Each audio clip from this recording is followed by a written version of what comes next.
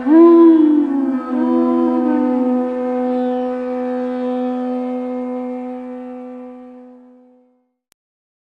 Namo Bhagavate Vasudevaya. Om Namo Bhagavate Vasudevaya. Om Namo Bhagavate Vasudevaya.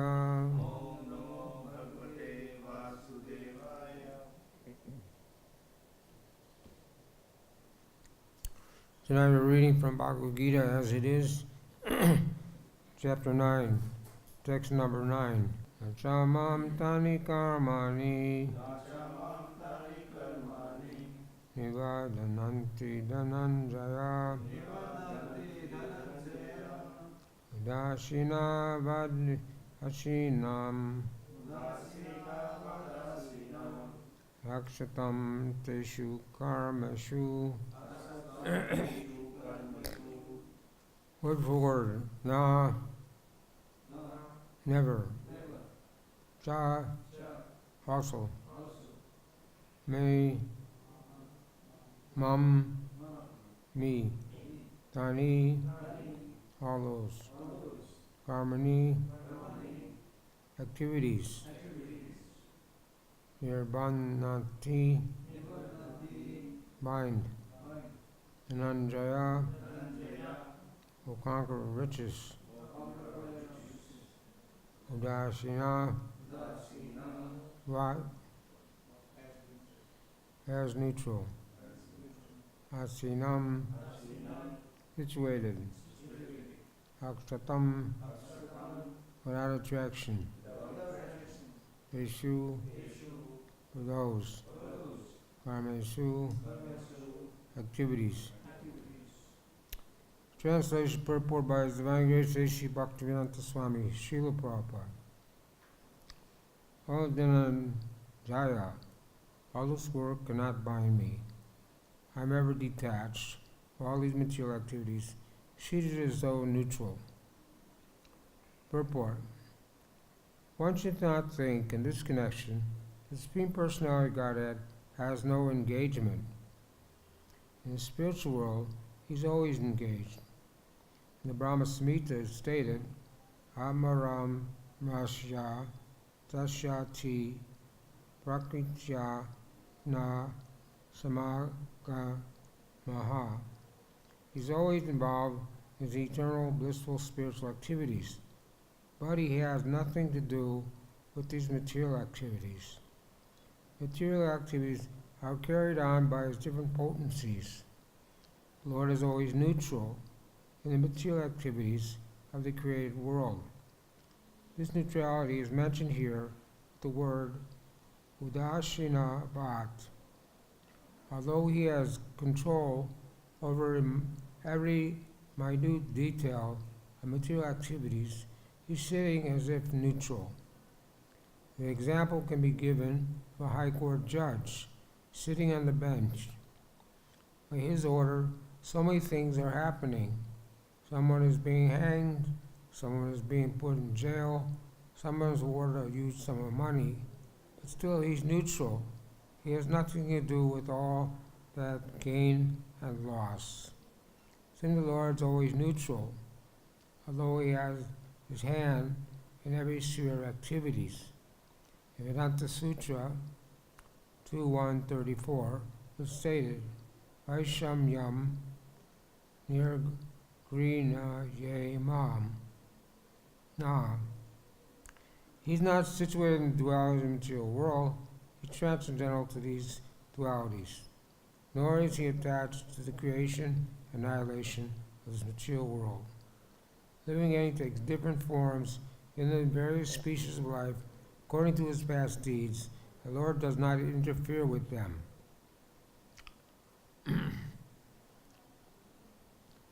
Om Argyanaturam Dasya Jina Sakaya Sakshuyamitam Jena Tasmei Shri Gurave Namaha Sri Chaitanya Manobhistam Stapitam Jena Bhutle Swayam Rupa Gadamayam Tanti Swapatantikam Sri Krishna Chaitanya Prabhu Nityananda Sri Advaita Gadadhar Sri Vasudeva Gaura Bhaktivinoda Hare Krishna, Krishna Krishna, Hare Hare, Hare Rama, Rama Rama, Hare Hare. Translation once again. O Dhananjaya, all this work cannot bind me. I am ever detached from all these material activities, situated as though neutral.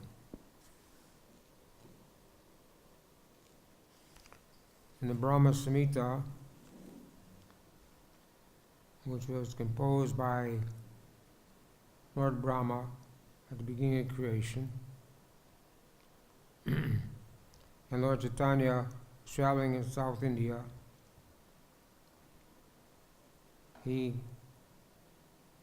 had two books copied, Brahma Samhita and Krishna Karnamrita. He brought them with him. So Brahma Samhita, the 5th chapter, that's the one we chant every day at the darshan time. They play on the Govinda prayers. So this verse is not included there, but explains the position of the Supreme Personality of Godhead. Lord of Gokul is transcendental Supreme Godhead, the own self of eternal ecstasies. He is the superior of all superior, and is busy engaged in enjoyment of the transcendental realm, has no association with this mundane potency. Purport: the sole potency of Krishna is spiritual, which is spiritual, functioning as Krishna's own proper power, has manifested his pastimes of Golok or Gokul.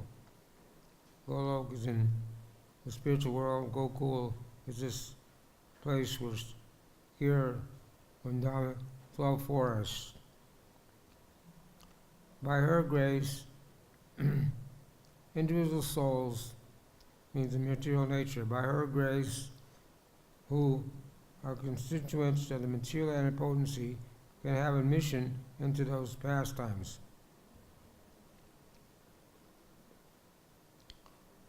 The deluding energy, who is the nature of the perverted reflection of the spiritual chit potency, has got her location on the other side of the river of Raja, which surrounds the Brahmadam, forming the boundary of Mahavaikuntha as the outer envelope of Golok. Position of Golok being absolutely unalloyed with the mundane, deluding energy, far from having any association with Krishna, feels ashamed to appear before his view. So this is a description of the material and spiritual worlds.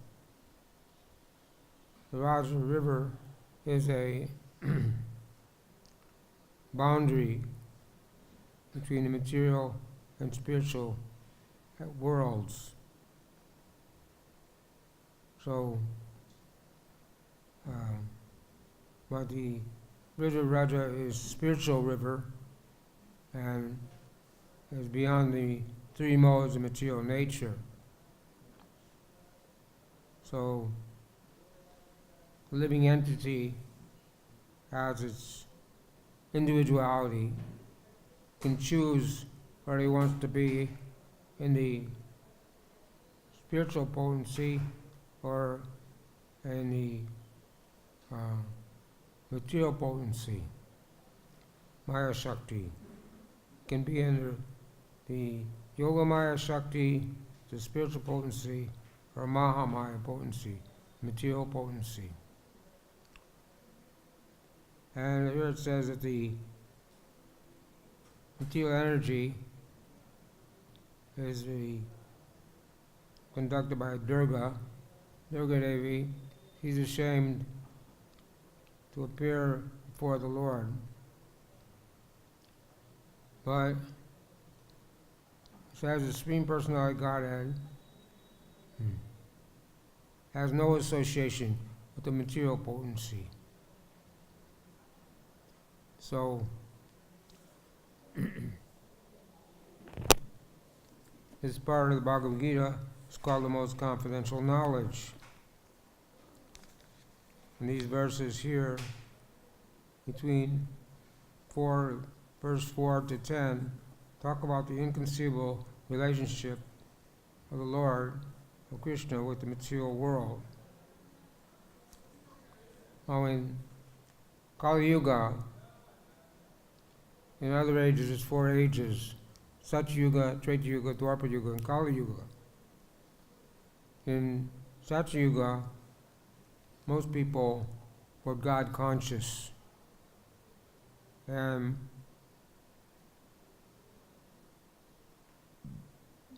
so they didn't need it. They were, but as the ages passed by, on the Satya Yuga, Treta Yuga, 75% people were God conscious. Dwapara Yuga, 50% were God conscious, and Kali Yuga, 25%, but not even that. And the pillars of spiritual life, the cleanliness, mercy, austerity, and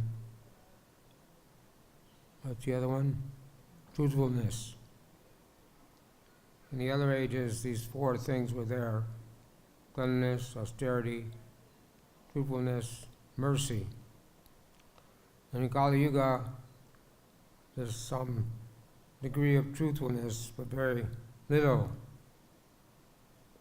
And illicit sex spoils cleanliness, animal slaughter spoils mercy, gambling spoils truthfulness, and what was the other one? Austerity, taking intoxication, ruins austerity.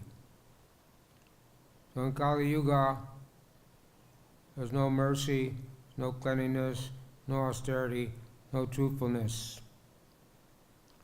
And most people this age are atheists, or they may give some lip service to God, but they don't know anything about God, how to serve God, or how to please God, or how to be a devotee. One devotee went to school, and he majored in philosophy. So philosophy is one thing you can major in. When you hear all the nonsense philosophies, all the people in the material world, why, none of them make any sense, and none of them give one an idea how to live a life according to their philosophy.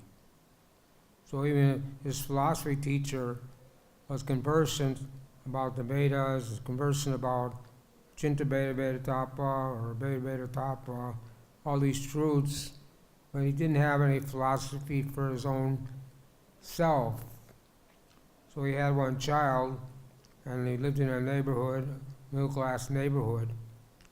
So he didn't know what to do, so he thought, well, my child should have some religion.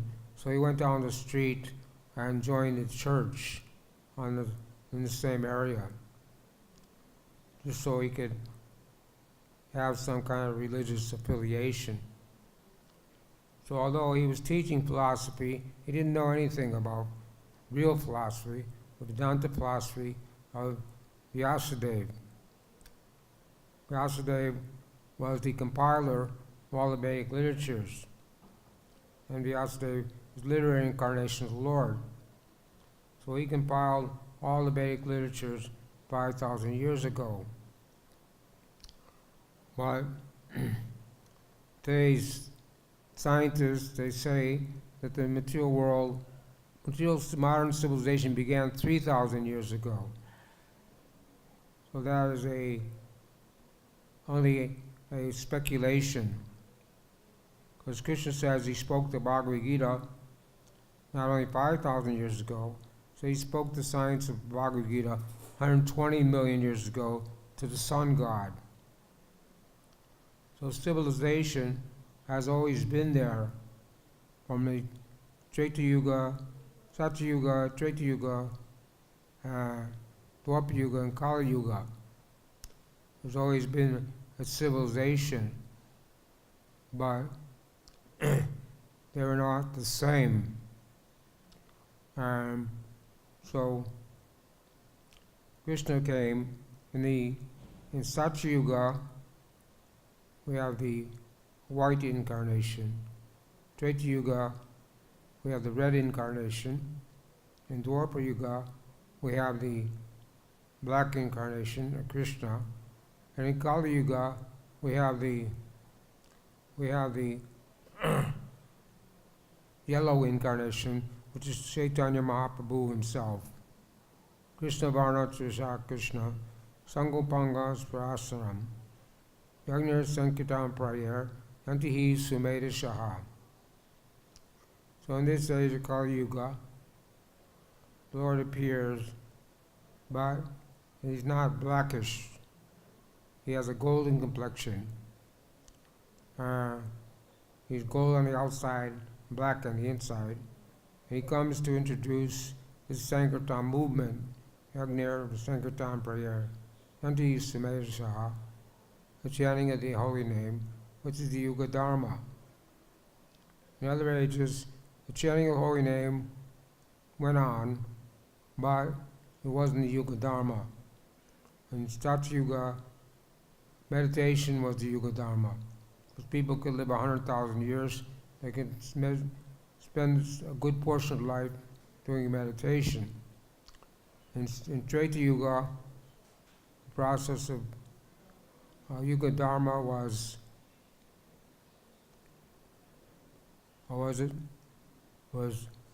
sacrifice. So they had riches, they could perform many kinds of sacrifices, Ashtameda sacrifices, and horse sacrifices, and cow sacrifices, so many things they could do. They had the facility. In Dwapara Yuga, it was temple worship, because they had the facility to do that. But in Kali Yuga, we can't do meditation, we can't do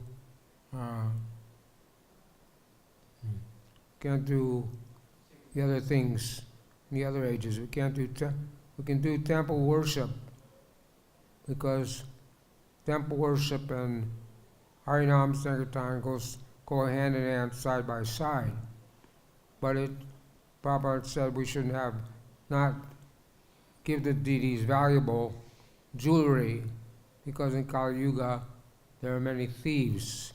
People will steal the jewelry. It happens all the time in many temples. If we have silver plates or silver jewelry, the thieves, they smell it out, and they come and steal our valuables. It happens all over the world. Sometimes they even steal the deities, because the deities are made of brass, but they look like they're gold. So sometimes thieves come, steal the deities, thinking that they're gold. This happened even in Mayapur. They stole Radharani, small deity, but somehow they got her back. In one temple, they stole the deities of Gaurnitai, but when they figured out they weren't worth anything, they threw them in the garbage can outside. In another temple, they stole the deities, but they never got them back. So this is going on in Kali Yuga. So most people in this age are atheists. They don't believe in God or any controller. They think that they have this big false ego. Vakriti kriyamanani gunakarmani sarvasaha ankara vimudama kartaham iti manyate. The people, due to the influence of false ego, one thinks he's in control of the material energy. But Krishna is there Brahma Samhita also says that Ishvara Parama Krishna Satchidananda Vigraha Anadi Adi Govindam Sarvakara Karnam. Krishna is the cause of all causes. And by Krishna's energy, the whole material creation comes into existence. But the Supreme Lord himself is like the proprietor, owner of a big corporation.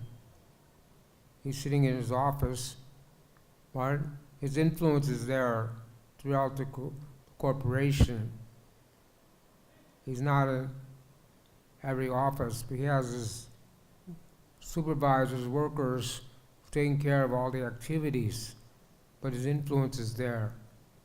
So in the same way, Krishna is not present here in the material world. He's not managing anything. He sends his representative in the form of Lord Brahma. Lord Brahma was situated on the lotus stem, born from Garbhodaksha Vishnu, and he was given the task of creation. Secondary, he's the secondary creator. Krishna is the first creator. But Lord Brahma did know how to create and tried to search out the source of the lotus flower. So when he tried to find out by climbing down the lotus flower a little bit, all he saw was darkness. So he went back up, sat on the lotus flower, and he heard the word tapa. So he understood what that meant tapasya, austerity. So Lord Brahma meditated for 100 years in devotional service, and Krishna is pleased with that. So he comes and appears before Lord Brahma and shakes his hand, and then he imparted into Brahma, Tene Brahma Hridaya, Vedic knowledge. So Lord Brahma is empowered with all the Vedic knowledge, and he's empowered to populate and create the material world. So through Lord Brahma, many of the living entities are created, and one is Daksha. Daksha is the progenitor of mankind. So Daksha means expert. Daksha was very expert at sex life. So he could populate the material world. But Daksha became very proud and had 10,000 sons. He told his 10,000 sons to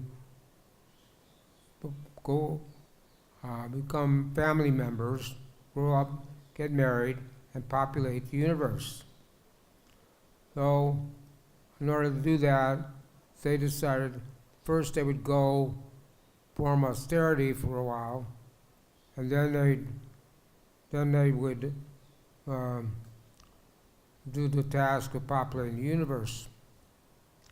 But then Narada Muni came there and preached to the 10,000 sons and told them that it's not necessary that you get married and get entangled in family life, that you should stay brahmachari.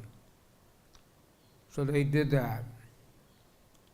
And then Daksha had another 1,000 sons, and he told them to get married and populate the universe.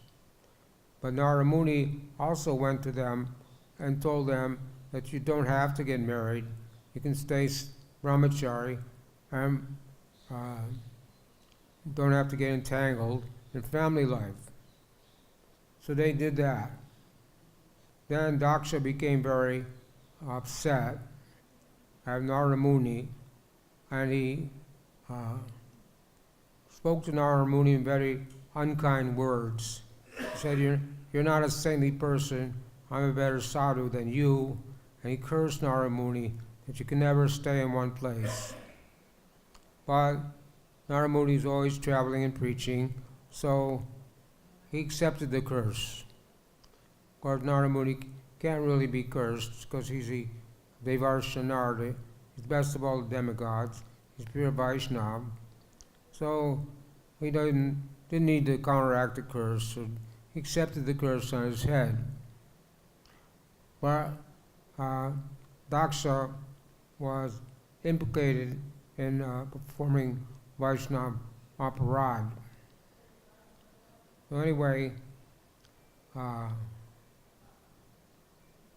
then Daksha had 60 daughters, and Narada Muni couldn't preach to them that they should become brahmacharini, or renounce the world. Because women are supposed to get married and be protected by their husband. Women are supposed to do that. But men have a choice. Men don't have to get entangled in material life. They can stay single. So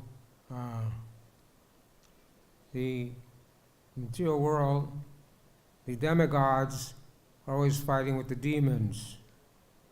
So we're reading the 8th canto of Srimad Bhagavatam in the class in the morning, how the demigods were trying to get the nectar by churning the ocean of milk. And they had offered prayers to the Supreme Lord for his help. So he did help them. But Bhagavad-Gita says, Soham saras bhuteshu name dvesho stina priyaha ye bhajanti tu mam bhaktya maite teshu chapiyaham. I am no one, nor am I partial to anyone. I'm equal to all.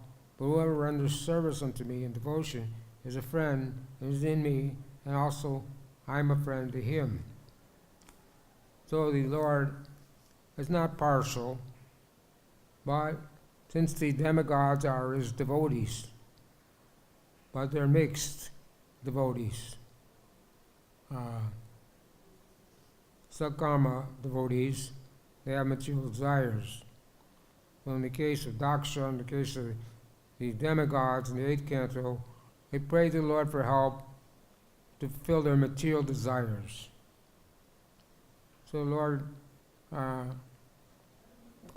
does help his devotees, but he doesn't become under the influence of the material nature. He never becomes under influence of the time factor of 3 modes of material nature. Here it says, Udashina Bhat, he's neutral, but he knows everything that's going on in the material world. So, devotees see everything as Krishna's mercy, and when we have some suffering, some problem, some disease, some accident, we don't blame Krishna. We don't say, Krishna, why did you do this to me? I didn't deserve this. But some devotees, Prabhupada told the devotees were trying to purchase the building. Prabhupada told them, don't give the man any down payment, any money. Because Prabhupada was very expert in dealing with legal matters, very expert in so many matters. But they didn't listen to Prabhupada. They gave the man his down payment. Wasn't a very big amount, $700. Maybe it was more in those days, and that would be 4 times as much today. But they gave the man the money, and then he refused to give him the papers, made excuses, tried to cheat them out of his money. They went to Prabhupada and said, we lost our money, the man cheated us. And they said to Prabhupada, it's Krishna's mercy. But Prabhupada said, no, that's not Krishna's mercy, that's your stupidity. So we don't blame Krishna if we do something stupid. Like Prabhupada told him, when you make the Rath Yatra cart, you should make with wooden wheels. But they always had this idea that steel wheels was stronger.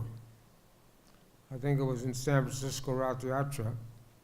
So when it started the Rath Yatra, started moving, the wheels collapsed.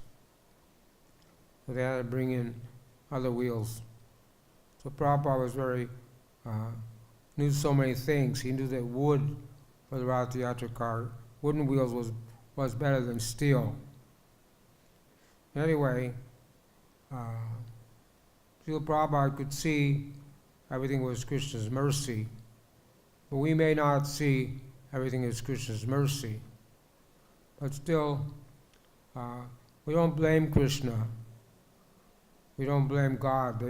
One time when some child died at an early age, and some religious people got together and said, if God's all merciful, then why he allowed this child to die?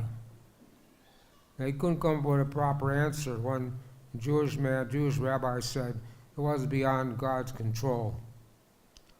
But nothing is beyond God's control. But as it says here, that according to one's karma,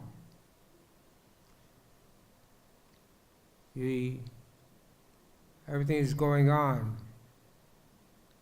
So someone may take birth in an aristocratic family, some may take birth in a very poor family, some may be born with a silver spoon in his mouth, someone may have to live in a hut in some slum area, but it's not Krishna's arrangement. According to our karma, whatever you do in this life, that will go with you in your next life. You should not think that at the end of this life, there won't be any more, nothing happens, activities stop. The soul is active in this life, and the activity of the soul is always active. But according to our activity in this life, we get what we deserve in our next life. As you sow, so shall you reap. So whatever we do in this life, we have to be responsible for in our next life. This way, nothing happens by accident or by chance. It says in the 15th chapter of Bhagavad-Gita that this living entity takes one body after another as the air carries the aroma. Very subtle. When a person dies, the body dies, but the living force is not there. What's the difference between a living body and a dead body? The living body is conscious, but the dead body has no consciousness. And a living body is functioning, but a dead body can't function. And when the body dies, then becomes very heavy. If the body dies in the water, it will sink to the bottom. But then when rigor mortis sets in, when the body starts to deteriorate, then it floats on the top. But either case, when the soul's out of the body, then there's no life, no consciousness. And when the soul's in the body, then there's consciousness. It's not that life comes from chemicals. You can't produce life in the laboratory. They're trying to produce life in the laboratory. They say life comes from chemicals. So we challenge them that you make one tree come back to life, or you make one insect come back to life. And they say, well, we can't do that right now, but in the future, we're working on it. In the future, we're going to produce life. But that is like a post-dated check. And if someone gives you a post-dated check for $1 million and says, I don't have any money in my account now, but after some time, I will pay you. So you can't put any faith in that person. So we don't put our faith in the scientists who say life comes from chemicals, that the atom is the source of life, but we know that the super soul is there in every atom, that everything is going on in the arrangement of the Supreme Personality of Godhead, Krishna. But he's neutral. He's just the overseer and permitter, but he doesn't interfere with our activities. We have a free will, we have intelligence.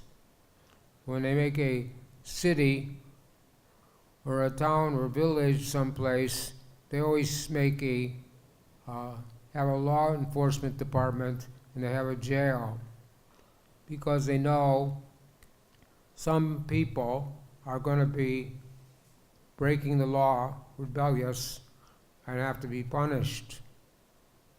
And most people will be law-abiding.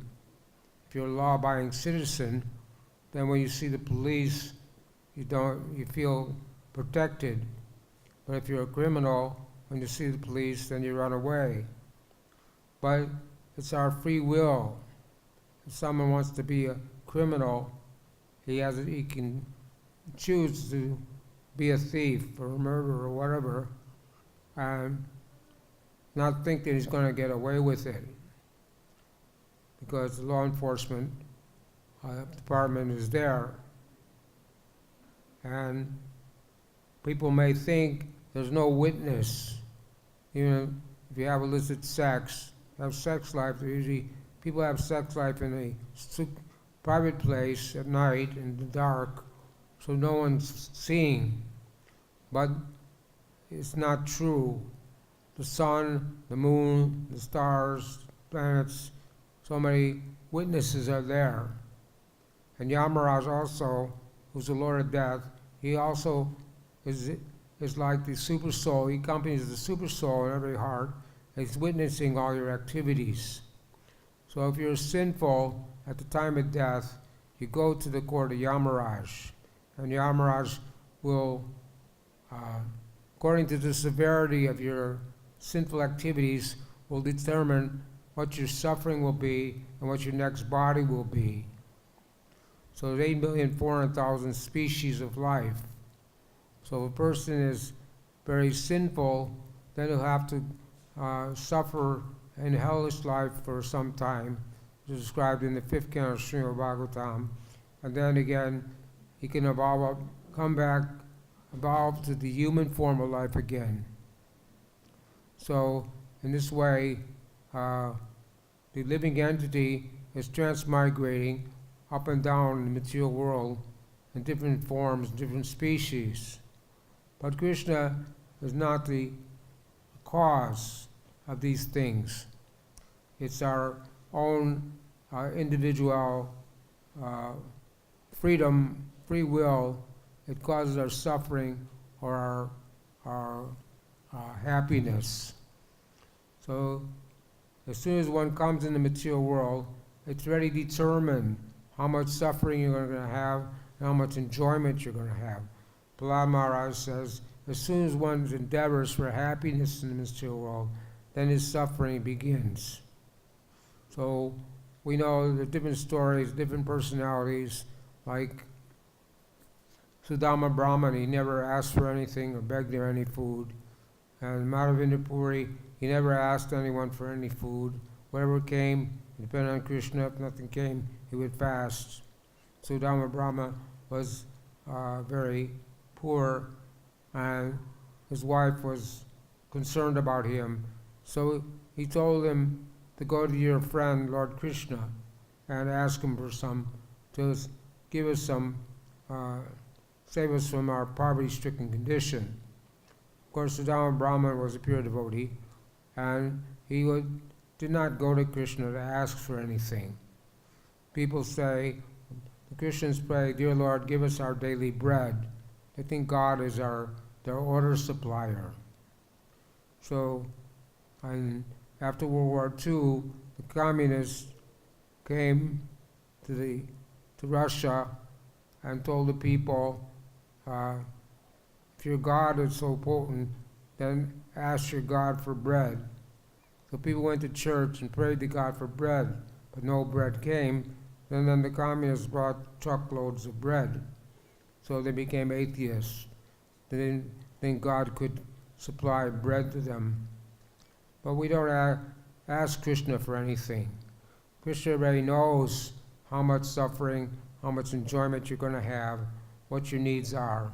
So Krishna will supply. He says, I preserve what they have, carry what they lack, and preserve what they have. So Krishna does maintains the devotee. Krishna's not partial. Just like if there's a group of children, the father of one child is friendly, kind to all the children. But if one child, if there's some danger, then the father is naturally going to want to save his own child first. So Krishna is not partial, but if someone's his devotee, then he's ready to help his devotee in different circumstances. But whether Krishna helps or not, he's not partial, he's neutral. And but everything is going on by the hand of Krishna. And Krishna, we shouldn't think that God is impersonal or God doesn't have a form. God is a Satchidananda Vigraha. He has an eternal form of bliss and knowledge. And he's there in Golok, Vrindavan. And he's having his Nitya Lila pastimes, or his eternal pastimes are going on in Golok. And when Krishna came 5,000 years ago, he also had his eternal pastimes in Gokul and in the 12 forests of Vrindavan. So God is not impersonal and he's not inactive. He always has a form and he always has activities. But none of his activities have anything to do with this material world. Even though ordinary people think that when Krishna comes to the material world, that he assumes a material form. So Mayavadis think that Krishna's form was material. And on the Battle of Kurukshetra, there were 640 million people assembled there, and they all attained liberation. But not all of them knew who Krishna was. So those who didn't know who Krishna was thought he was just a great personality, went to the Brahma-yoti. But those who knew Krishna was the Supreme Personality of Godhead went to Vaikuntha.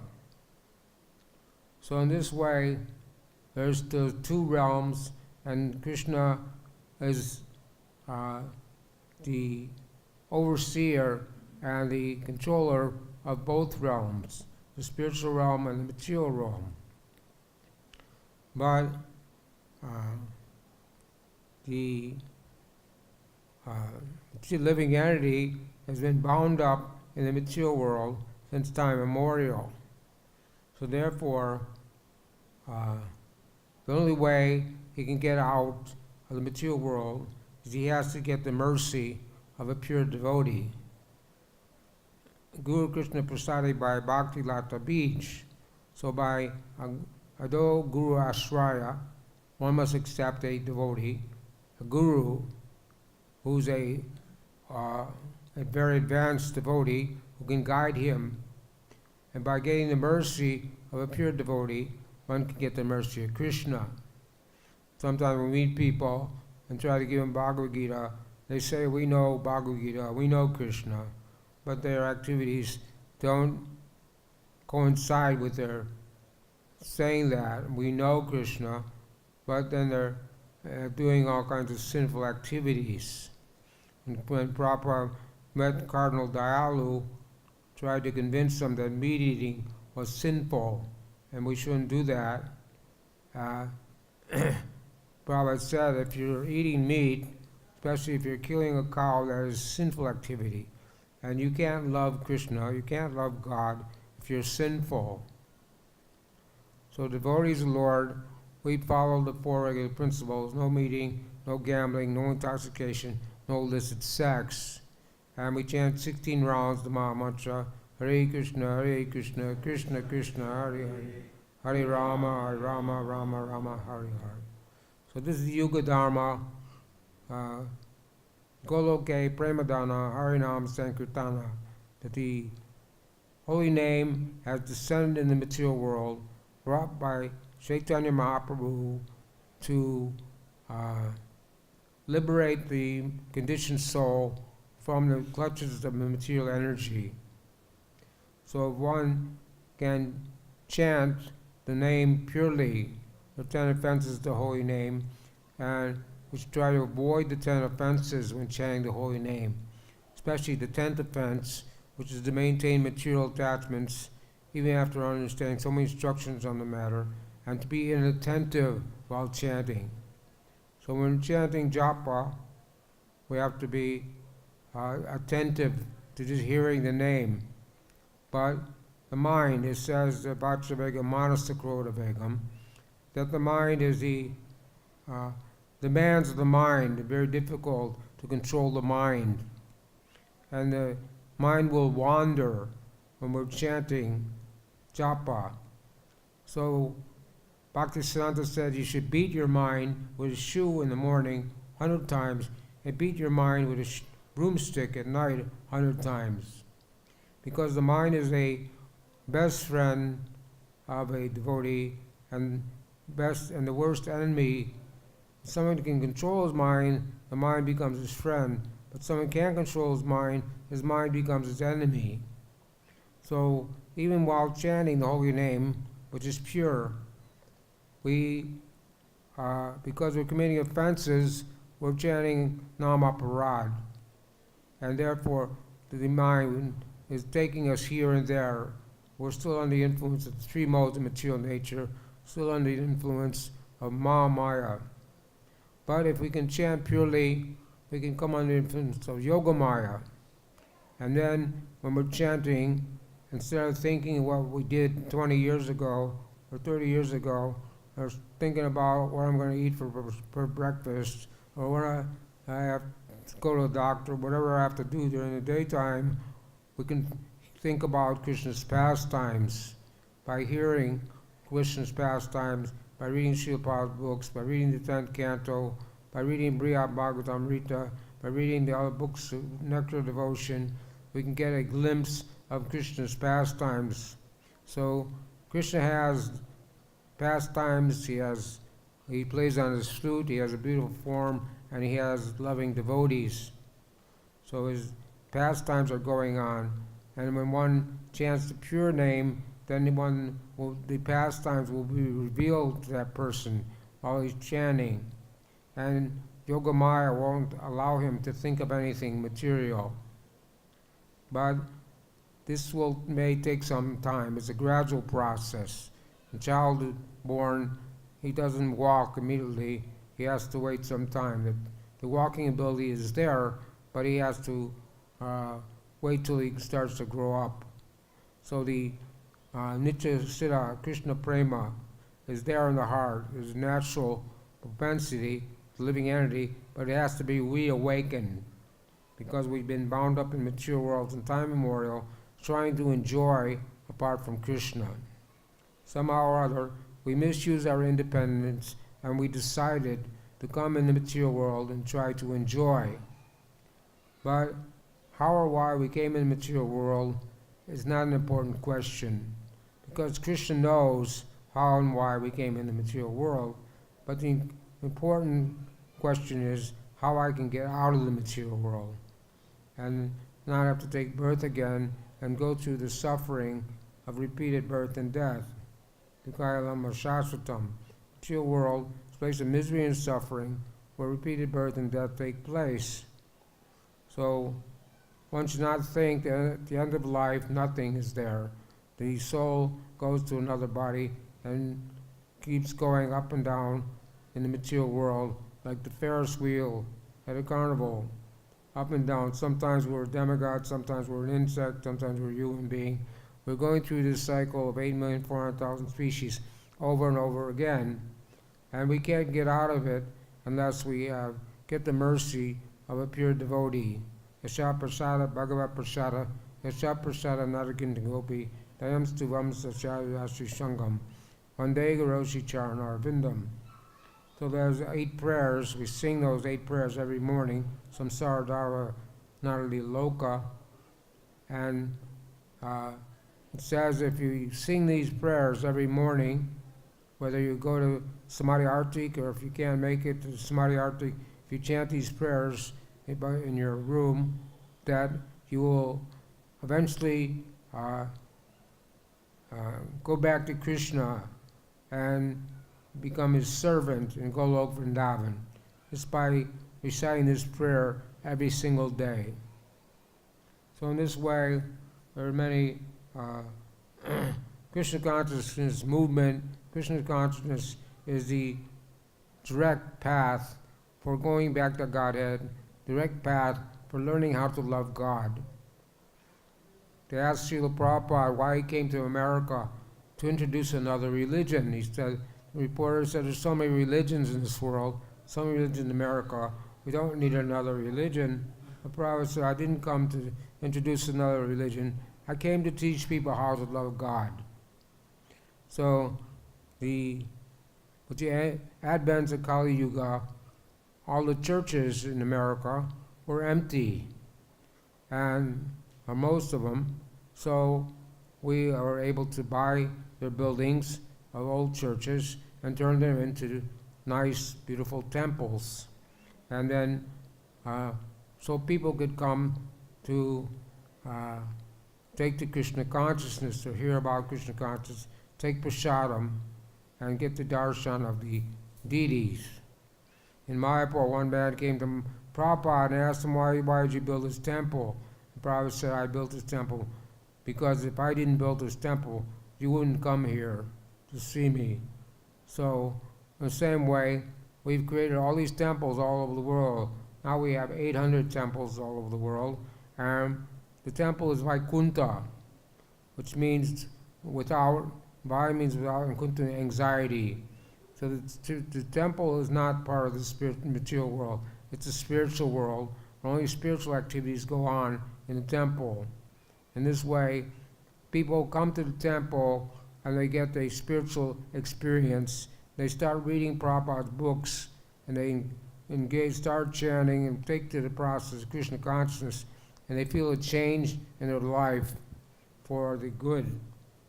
They can give up, if they're able to give up their sinful activities, then they start to take the Krishna consciousness. They feel different than in material life.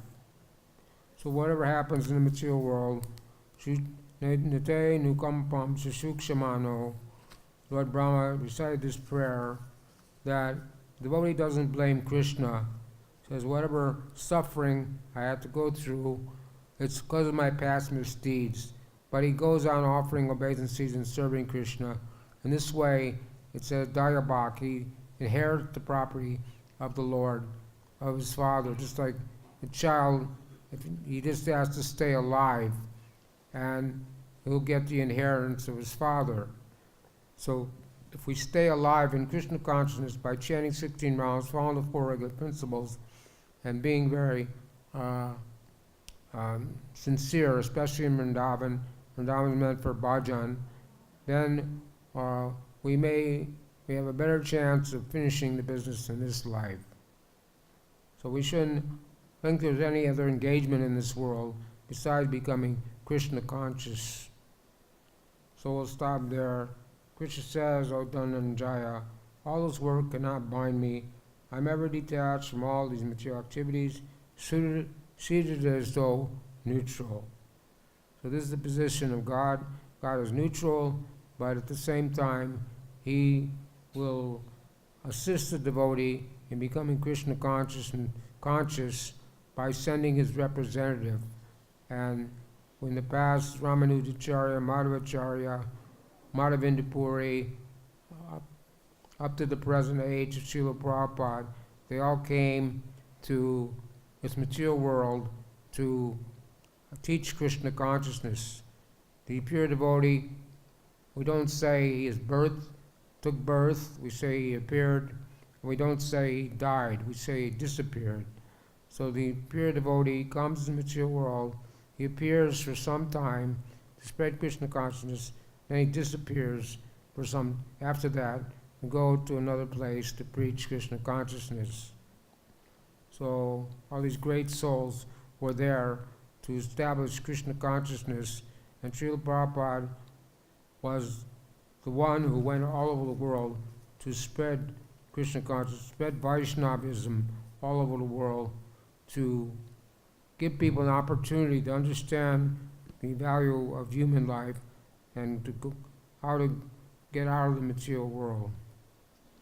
Anybody have any comments, questions? Yes, Suzanne has a question. You mentioned that Krishna descends from below Vrindavan to Gokul. Isn't there a significance of this particular Kali Yuga that it was the actual Krishna, and that only happens is it once in a lifetime of Brahma? Yeah, Krishna says. And normally, otherwise, it's Vishnu Tattva expansion. So can you elaborate on that a little bit? Krishna says, Yada yada dharmasya, gani bharata bhitanam dharmasya.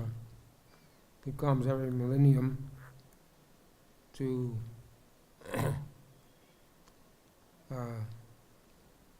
this Krishna comes once in a day of Brahma. So other Vishnu forms are there, but the Krishna Golok Vrindavan, he comes to only once in a day of Brahma. And when Krishna comes, Lord Chaitanya also comes as the golden avatar. So we're fortunate that we're in this age when Krishna came 5,000 years ago. But the other incarnations are coming and going. They also can liberate the conditioned soul. When Gajendra the elephant was in trouble, Lord Vishnu came, pulled him out of the water, and gave him a Vaikuntha body, gave him a spiritual body. He went back to Vaikuntha. So there's always some incarnations of the Lord trying to save the conditioned souls, reclaim the conditioned souls when there's too much influence, demoniac mentality. Lord Parasuram was a Shaktabesh avatar, an empowered incarnation of the Lord, and he killed the Kshatriyas 21 times because they had become sinful and were overburdening the earth. So Krishna comes when there's irreligion in the world, and the world becomes overburdened. Mother Earth becomes overburdened by demoniac influence. So Krishna comes to relieve the burden of the earth and take the fallen conditioned souls back to Godhead with him. That's all described in Srimad Bhagavatam, in the Krishna book, in the 10th canto. All this is described clearly. All right, Srila Prabhupada ki jai, Bhagavad-Gita ki jai.